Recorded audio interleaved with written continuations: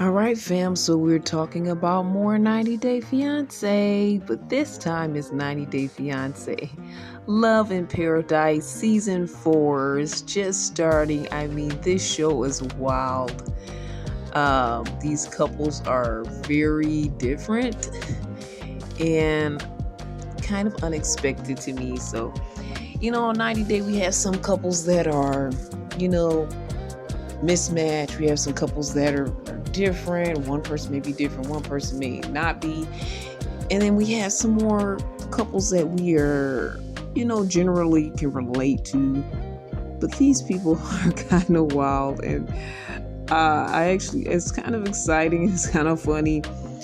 And I just want to kind of just generally talk. And we may dive deeper in future episodes about this season. I'm trying to, see which 90-day prospects I want to focus in on. Try to do things a little bit differently. Hope you guys enjoy what I'm working on and what I've done so far. But yeah, and we're gonna try that. But right now, let's just do a little overview of Love in Paradise season 4. Now, when it comes to this element or this branch of, that's a good word, this branch of 90 Day Fiance, I have not been like super focused on it. I've stopped into different seasons here and there, but yeah, this one seemed pretty crazy off the rip. We have Luke and Madeline. Madeline is only 19. And she's from Colombia. She meets Luke, who is 30. He is a mining engineer. He makes pretty good money. And basically, he's taking very good care of Madeline in Colombia. He's supposed to move there. He has this lavish apartment for her that she's had for a year. He also got her some work done on her top area. And she was really happy about that. And she's only 19, he's 30. I mean, the age difference is pretty wide, but when I think of a 30-year-old guy, I do think of, he has more growing up to do. A 19-year-old girl, and this girl, Madeline in particular, has so much growing up to do. I don't know what their future's gonna hold, but I hope the best for this situation, because they have not gotten married yet, and maybe they need to rethink this situation. He did propose to her about 6 months ago, according to the show. And they're supposed to have their life together. He's supposed to move to Colombia. But he kind of got into some money trouble. And he's hoping that money trouble doesn't turn Madeline off to the point where she doesn't want to marry him anymore. She doesn't want to be with him anymore.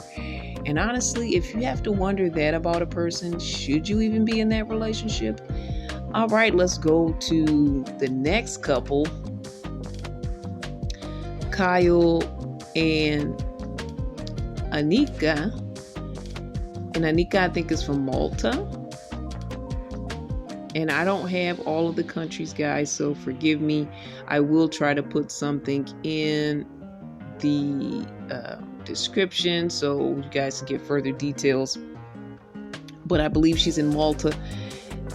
Kyle, he's an accountant. He calls himself a digital nomad. He can travel anywhere and be this accountant and make his money. He doesn't have to be in one place, so he travels a lot. But guess why he's traveling, guys? He's a sperm donor. He's a sperm donor, and this is his hobby. It's not his job. You should see all the preparation, all the pills. He's giving us knowledge on how to best conceive. I mean, he is teaching us some lessons. He's telling us his sperm count is extremely high, a lot higher than normal. He's conditioned his body to do so. He doesn't drink. He doesn't do any drugs. And he has a very healthy vegan diet. He's really dedicated himself to this hobby. He said back when he was 22, he helped a lesbian couple who couldn't have children of their own, of course. And after that, he was hooked. Now he is 10 years later. He's 32, and he is a traveling sperm donor. he does this for free. I mean, he should start a nonprofit. I mean, he travels using his own money for people that can't afford to have a child or conceive naturally. He helps single mothers and lesbian couples. I mean, it on face value sounds like he's doing a great thing, but I can understand how that could take a toll on a relationship, especially if he gives them options. And his options that he gives them is, I can either give you my sperm specimen and you can inseminate yourself with it, or he does it the natural way and has sex with this person. And I can understand how Anika, who sought out his services because she wants a second child, she's no longer with her partner. She has a son already, and she wants another child. So she seeks out his services, but they start hitting it off. They start liking each other. And now she feels funny about what he's doing, even though she sought out his services in the first place. And especially the idea of him having sex with the people. I'm like, and then he said he only had like 2 dates in the last 10 years, from 1 year starting to the last recent past year. So it's only seen 2 people within the last 10 years. Of course, you don't have to see anyone.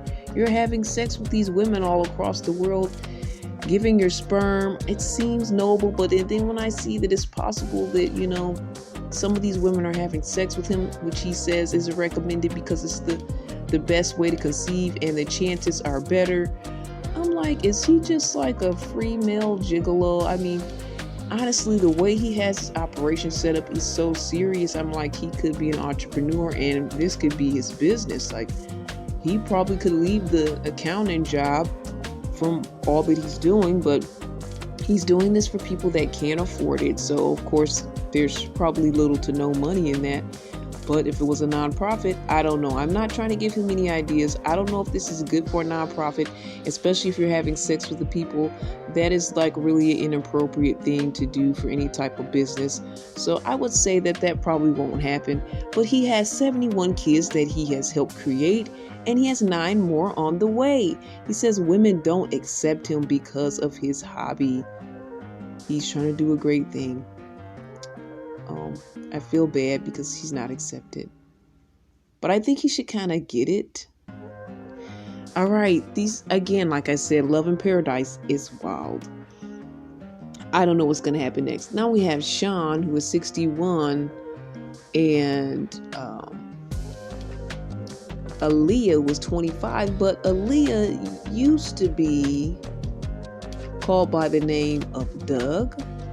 So Sean has a different story. Sean is a celebrity hairstylist, and I think that he's retired at this point. He was married for 14 years to a woman, now divorced. He doesn't like to put labels on his sexuality, but he's been attracted to women as well as men. And after his divorce, now he's been focusing on men and dating men. And so he met Doug and fell in love with Doug. He liked the masculine parts of Doug as far as his body type. And when you see Doug does like wear lip gloss and does have some type of feminine thing going with them, but it's basically obviously they're a man.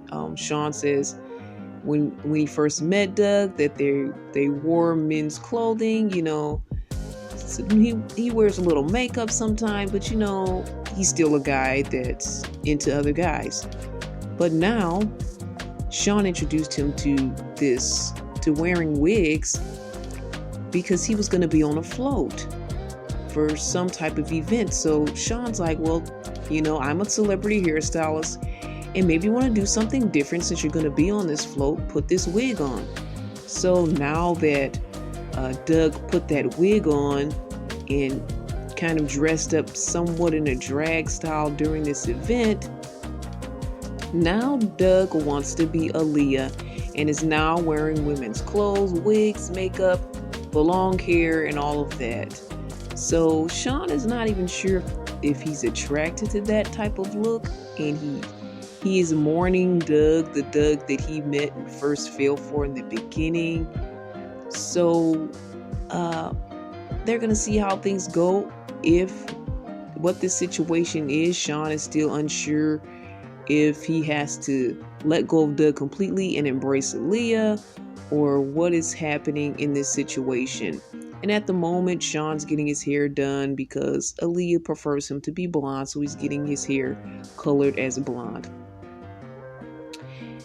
Okay, and I don't like the fact that, and I'm giving my personal opinion here, guys, but like, why are we changing ourselves for people? Why are we dyeing our hair for, oh, my boo prefers this? So, I mean, I understand if it's an outfit or a color they like, but I have to dye my hair. Like, what else do I have to do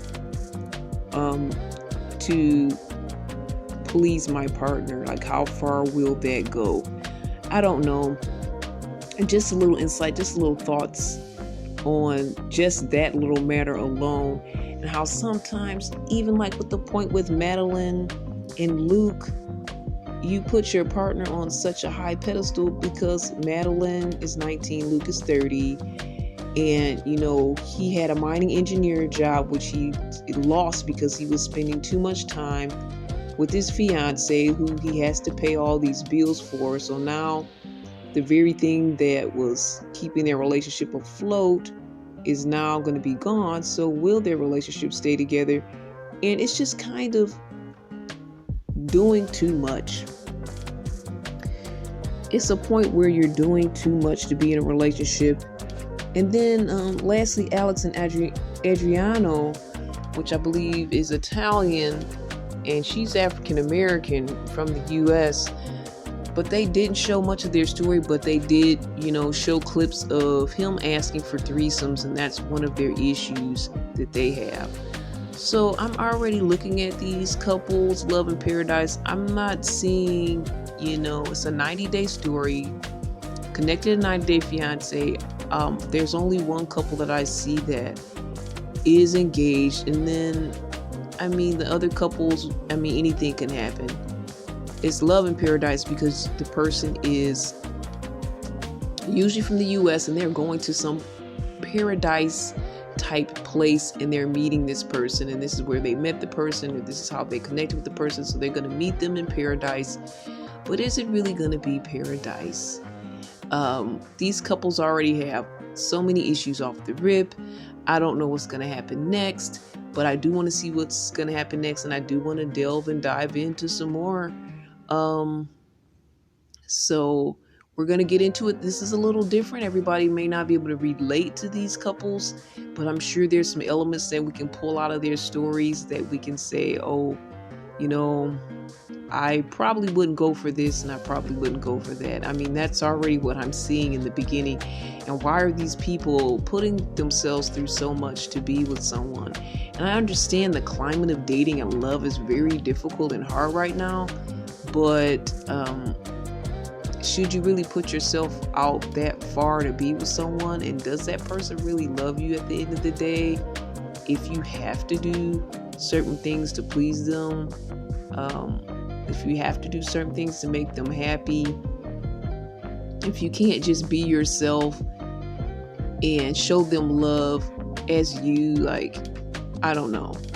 It's a lot to unpack, and I'm here for it. And if you guys are here for it, we're going to continue to chat about Love in Paradise Season 4, a 90-day story right here on CBiz Media, where we talk faith, love, and trends. If you want to connect, if you want to come on and chat with me about any of these topics, any of these relationships, things that we talk about here on CBiz Media, please email me at cbiztv@yahoo.com. That's cbiztv@yahoo.com.